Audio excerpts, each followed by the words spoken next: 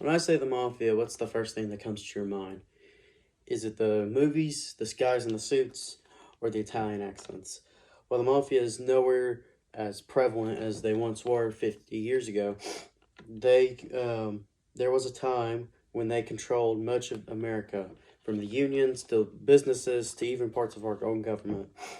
One of the most prominent groups was the New York Mafia, which went by two names: the Five Families and the Commission. This organization reigned supreme from 1931 to 1986. Today I'll be discussing the origins of the New York Mafia, their criminal activities, and their downfall in 1986 by the hands of Rudy Giovanni. During the Prohibition era, two men sought control of New York City: Joe the Boss Maserazzi and Salvatore Maranzano.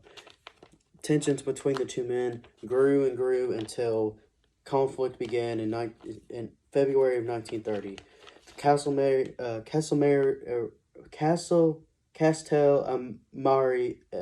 war lasted until April 15th, 1931, when Maserati was killed and Maserano took control over the five families and declared himself bosses of all bosses. However, Charles Lucky Luciano saw Maserano as a threat to the mafia, as Maserano was seeking more power and control and wealth to a extreme degree. So on September 10th, 1931, Luciano and several other men performed a hit on Maserano. After they killed him, Luciano took over the five families, and he proceeded to abolish the term bosses of all bosses, fearing that it will cause more problems than good in the mafia.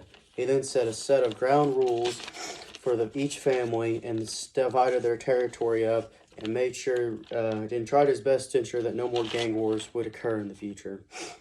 Each family had their own territory with their own rackets. All five families primarily operated in New York City, mainly in Brooklyn, Queens, Long Island, Staten Island, the Bronx, and Manhattan. However, there are a few families like the Genovese and Lucchese family, which operated in New Jersey, and the Gambino family operated a lot in Florida. For nearly 50 years, each of these families took part in many crimes such as murder, extortion, bribing of public officials, corruption, gambling, infiltration of legitimate business, racketeering, tax fraud schemes, loan sharking, and so much more. Nobody dared to go against the mafia, as that usually meant you would either get your family in danger or you yourself would die.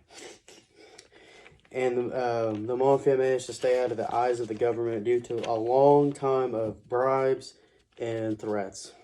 However, in 1985, U.S. Attorney General Rudolph Giovanni and the FBI mounted a case against 11 of the crime bosses in the five families. The trial took over a year, but in 1986, all 11 bosses were found guilty of racketeering and many other charges, and in 1987, all 11 were sentenced to over 100 years in jail. This trial completely crippled the five families' operations and led to their downfall.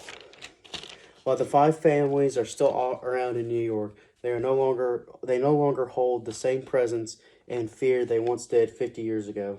And while these mobsters have fallen from grace, their legacy will forever live on in American history and American pop culture in movies and TV shows like The Sopranos and Goodfellas. Thank you.